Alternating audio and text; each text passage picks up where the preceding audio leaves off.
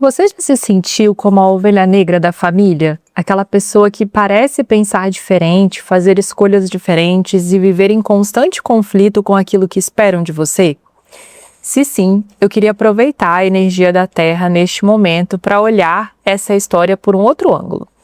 Porque talvez o problema nunca tenha sido você ser diferente. Talvez o problema seja que ninguém nos ensinou como os nossos valores são construídos. Ao longo da vida, nós vamos escrevendo um manual interno. É esse manual que orienta as nossas escolhas, os nossos relacionamentos, a maneira como trabalhamos, como lidamos com dinheiro, com espiritualidade e até com a ideia que fazemos de nós mesmas. A questão é que esse manual não nasce pronto. Ele é escrito a partir das nossas experiências. Existe uma sabedoria que nasce daquilo que vivemos.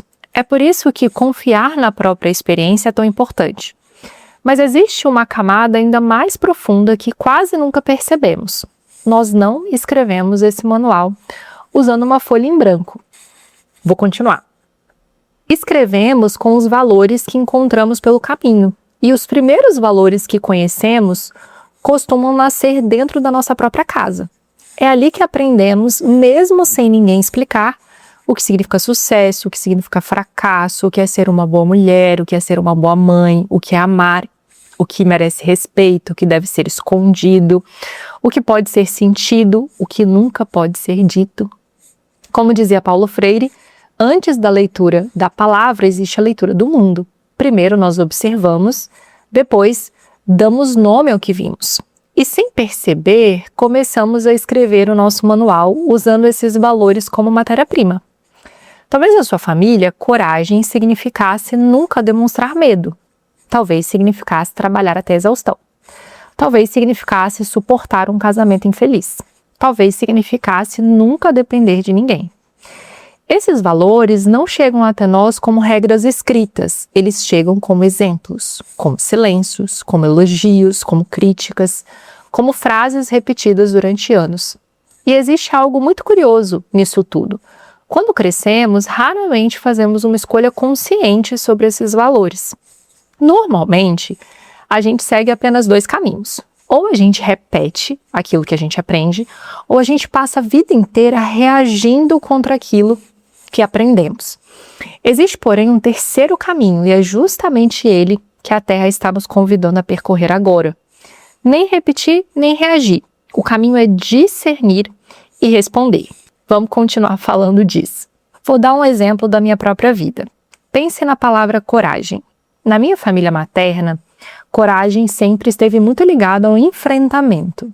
A minha mãe pertenceu a uma geração de mulheres que cresceu logo depois da ditadura. Atravessou a contracultura e precisou lutar para ocupar espaços que até então não eram considerados lugares de mulher. Ela foi a mulher do batom vermelho, da roupa justa, da que não abaixava a cabeça, a mulher que dizia não quando esperavam obediência. Meu pai não queria que ela trabalhasse, então ela trabalhou escondido para conquistar o próprio dinheiro. Naquele contexto, coragem significava enfrentamento, significava desafiar a autoridade, significava não aceitar a submissão. E isso fazia todo sentido. Aquela coragem foi o caminho que ela encontrou para sobreviver e construir a própria liberdade. Eu cresci admirando essa força, mas também vendo quanto ela vinha acompanhada de conflitos, discussões e de uma forma muito combativa de estar no mundo. A minha primeira resposta a esse valor não foi consciente, foi uma reação. Eu passei a rejeitar esse tipo de coragem. Tinha medo de me tornar uma pessoa que precisava brigar por tudo. Então fui para o extremo oposto. Só muito mais tarde percebi que eu também era profundamente corajosa. A diferença é que a vida estava me pedindo outra manifestação desse mesmo valor. Não a coragem de enfrentar o outro, mas a coragem de permanecer fiel a mim mesma. A coragem de sustentar o desconforto, por exemplo, de decepcionar expectativas, de dizer eu não quero ter filhos, de mudar de profissão, de abandonar caminhos que já não faziam sentido, de continuar caminhando mesmo quando as pessoas não compreendem as minhas escolhas. Percebe? O valor continuou sendo coragem. O que mudou foi o seu significado para mim. Eu não precisei rejeitar a coragem que herdei da minha mãe.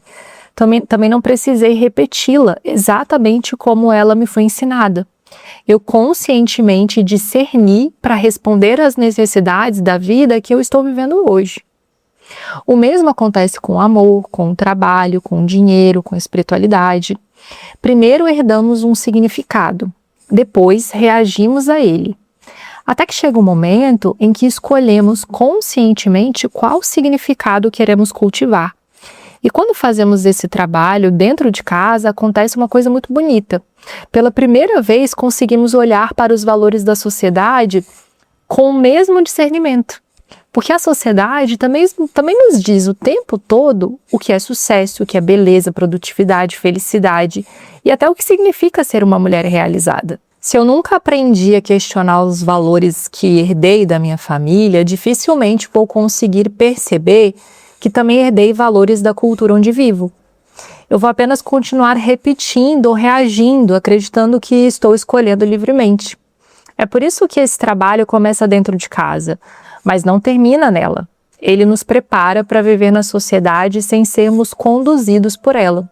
E talvez seja justamente isso que tantas famílias chamam de ovelha negra. Não alguém que rejeitou a família, mas alguém que teve coragem de discernir os valores que recebeu e devolvê-los ao mundo em uma nova forma. E talvez seja exatamente assim que nasce algo novo em qualquer sistema. Quando uma pessoa deixa de repetir, deixa de reagir e começa finalmente a criar. Coragem é um dos valores que orientam a minha vida. Não a coragem de enfrentar pessoas, mas a coragem de permanecer fiel a mim mesma, mesmo quando isso desagrada, decepciona ou me coloca em um lugar de incompreensão. E eu queria saber, qual é o valor que orienta a sua vida hoje? Escreve aqui nos comentários.